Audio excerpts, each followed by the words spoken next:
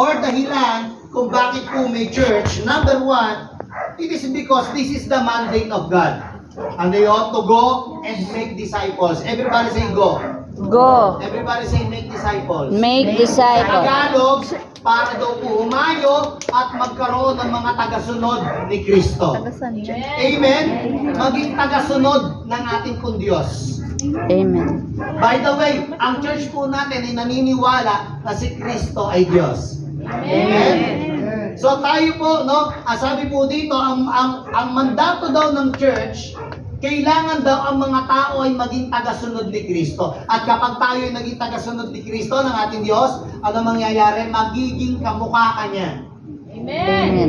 No, magiging kaugali mo si Lord.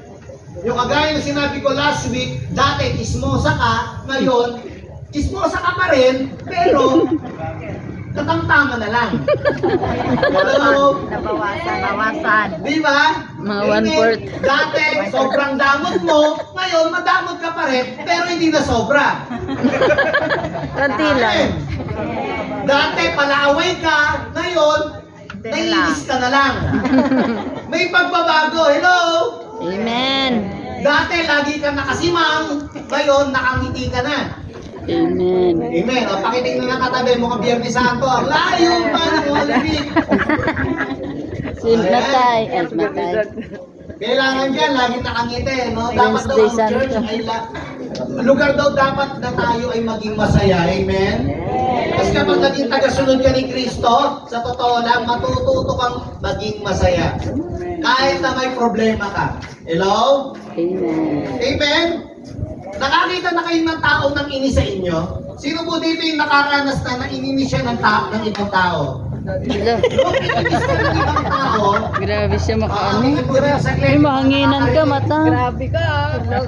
nung ininis ka ng ibang tao, yung nakinis pa sa'yo, nainis din sa'yo? Di ba hindi? Nagtataka ka, bakit paborito kang inisin? Hello? Ang malupit na ito, ikaw yung apektado, parang ikaw yung high blooded. Amen? Amen. Ang ito pa, mas matindi, nasira po ang araw mo. Pero yung tao nanginis sa'yo, nakangiti pa. Huy. Hello? Manginan siya. Sino nakakaranas niyan? Amen. Makakatayo na ng upo yun eh. Di ba lang tayo nakakaranas yan eh? Hello? Ang maganda po sa church, mga kapatid, kung bakit sabi ng Panginoon na tayo ay maging humayo at gumawa ng mga tagasunod ni Kristo, para kayo, may manginis man sa inyo sa paligid, hindi na kayo apektado. Hello? Kasi bakit? Alam niyo kung sino yung unang namamatay? Kinalanan lang. Hindi, yung naiinis agad. Hindi, totoo yun. Ang unang namamatay yung naiinis pero hindi yung nangiinis. Sana lang daw maunang mamatay yung nangiinis kaysa doon sa inis. Hello, are you there? Kaya no, di ba, napansin mo ba natin? Ngayon dahil tagasunod ka na ni Kristo, hindi ka na-apektado. At sasabihin mo, chismis lang yan, hindi yan totoo. Di ba? Hello?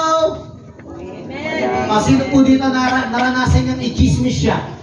Amen. Tapos hindi naman totoo. Amen. Yung ginawa ka na istorya, holding hands mo pa lang, asawa mo na kagad. Di ba? Makikita pa lang ng holding hands, buntis agad. Grabing mga marites. Are you there?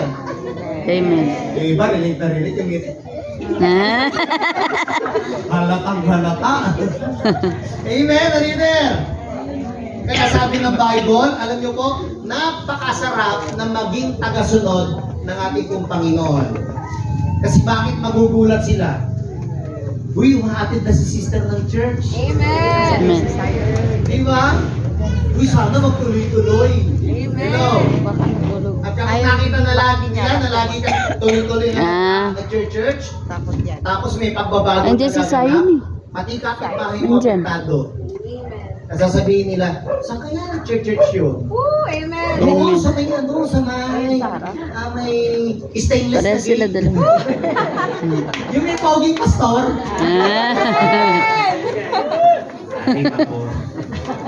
Amen! Hello! No? Doon sila umaatid. Hindi tayo doon. Masaya doon, yung may stainless na gate. Stainless talaga eh. Hindi ka manalamin eh. Huwag mo lang hahawakan pag alas-alas ng